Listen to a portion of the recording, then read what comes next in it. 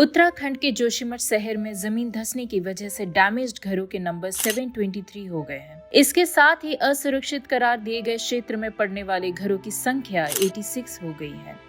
केंद्र से लेकर राज्य सरकार की संस्थाएं जोशीमठ संकट से उभरने की पूरी कोशिश में लगी हुई है। मेरा घर सबसे पहले चले गया, हम बेघर हो गए, रास्ते में आ गए, हमारे बच्चे बेघर हो गए। यहाँ हो रहा है, हम ये काम कर चुके हैं। जोशीमठ में जियोलॉजिस्ट की एक मीटिंग हुई जिसमें इस बात पर जोर डाला गया कि हद से ज्यादा कंस्ट्रक्शन की वजह से जोशीमठ और उसके आसपास के कई नेचुरल वाटर रिसोर्सेज ने अपना रास्ता बदल दिया है और जमीन के नीचे एक नया रास्ता बना लिया है, जिसकी वजह से इलाके के कई प्राकृतिक कुंड सूख गए हैं और शायद जमीन धंसने की वजह भी यही हो सकती है। लेकिन इसी बीच उत्तराखंड के दूसरे इलाके में जमीन धंसने की खबरें आना शुरू हो गई है।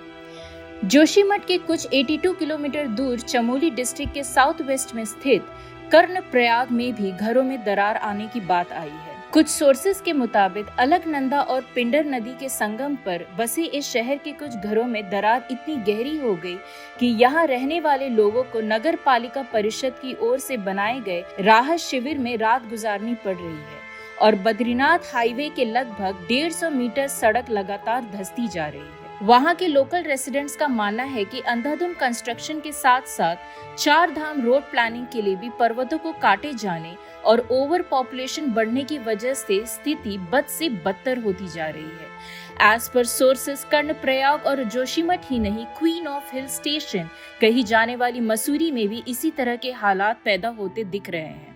राज्य सरकार ने मसूरी की जियोलॉजिकल सर्वे कराने की बात की है। यहाँ रहने वाले रेसिडेंट्स का कहना है कि सड़क किनारे बनी इमारतें धंसना शुरू हो गई है। ये जगह पिछले कुछ सालों से धंस रही है, लेकिन पिछले कुछ महीनों में सड़क से लेकर घरों, दुकानों, हर जगह बहुत बुरी तरह धंसते जा रही है। जोशीमठ न सिर्फ सामाजिक महत्व रखता है बल्कि इसका धार्मिक महत्व भी कई ज्यादा है। रिलीजियस व्यू से देखा जाए तो जोशीमठ के बिना बद्रीनाथ के साथ ऐसे कई धार्मिक स्थल हैं जिसका दर्शन करना संभव नहीं है।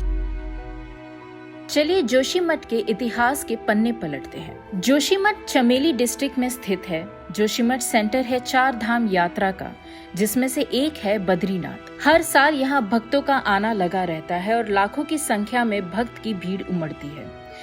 जोशीमठ उन 4 मुख्य मठों में से एक है जिसकी स्थापना खुद आदि शंकराचार्य जी ने की थी।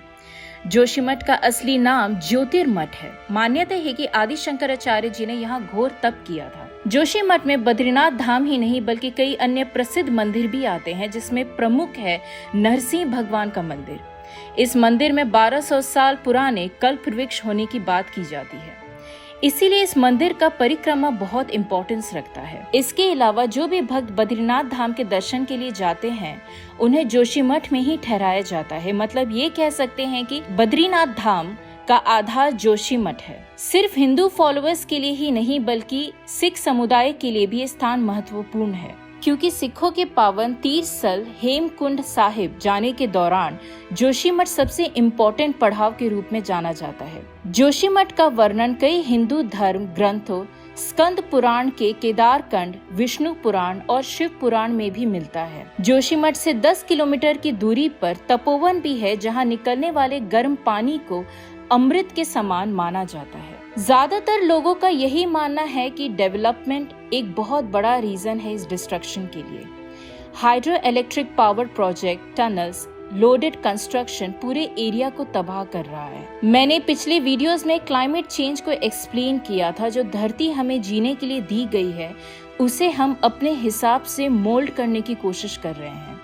नेचुरल रिसोर्सेज मिसयूज करते हैं, ईंटें पत्थर की दुनिया बना रहे हैं।